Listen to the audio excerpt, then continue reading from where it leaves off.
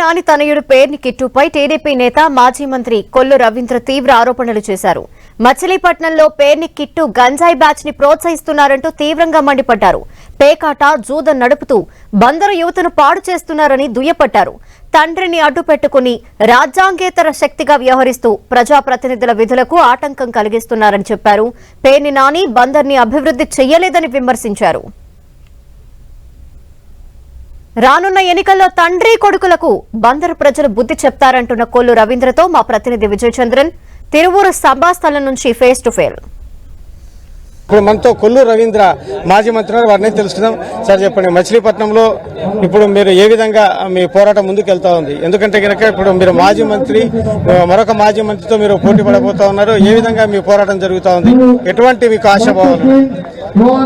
ఈ రోజు రాష్ట్రంలో ప్రతి ఒక్క ప్రజలు కోరుకుంటున్నారు చంద్రబాబు నాయుడు గారిని మళ్లీ ముఖ్యమంత్రి చేసుకోవాలని.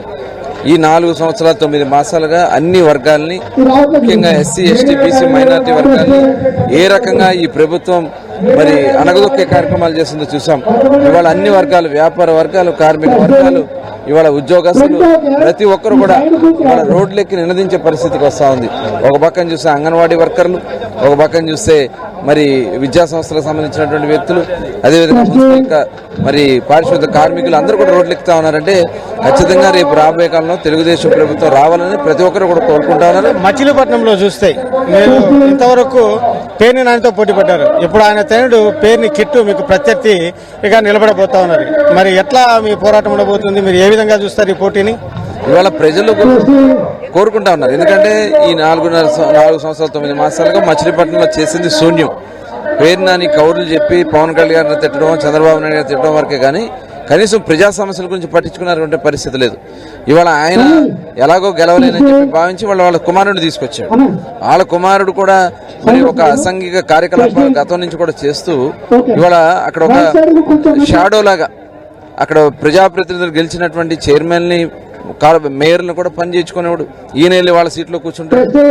ఇప్పుడు మచిలీపట్నం సీట్ అనేది తెలుగుదేశం పార్టీకే కాదు, జనసేన పార్టీ కూడా ప్రధానమైనటువంటి ప్రెస్టేజెస్ అయిపోయింది. ఎందుకంటే పేర్ని నాని జనసేన అధినేత చేసినటువంటి టార్గెట్ ఇవన్నీ కూడాను. ఈ నేపథ్యంలో ఎటువంటి వ్యూహంతో టీడీపీ, జనసేన పేర్ని నాని నిలుపుకోబోతా ఉన్నారు? వాళ్ళు చేసిన పనులే వాళ్ళకి శాపాలైంది. ఇవాళ అనేక సార్లు అభివృద్ధి గురించి మాట్లాడితే అభివృద్ధి గురించి చెప్పరారు. ఎంతసేపు పవన్ కళ్యాణ్ గారి గురించి, ఆయన వ్యక్తి పర్సనల్ జీవితం గురించి మరి చాలా అసహ్యంగా మాట్లాడినటువంటి సందర్భాలని, చంద్రబాబు నాయుడు గారితో మాట్లాడినటువంటి సందర్భాలని ఇవన్నీ కూడా ఖచ్చితంగా రేపు ప్రజలు గమనిస్తున్నారు. ఖచ్చితంగా బుద్ధి చెప్తారు. ఇది కొల్లు రవీంద్ర అయితే కనుక పేర్ని నానితో పాటు ఆయన తనయుడు కిట్టుగా టార్గెట్ చేయడం జరిగింది. వచ్చేటువంటి ఎన్నికల్లో జనసేనకు, టీడీపీ ఇద్దరికి కూడాను ఖచ్చితంగా అతన్ని ఓడించే ప్రయత్నం చేస్తామని చెప్పేసి కొల్లు రవీంద్ర స్పష్టం చేస్తా ఉన్నారు. కెమెరామెన్ సునీల్తో విజయ్ చంద్రన్.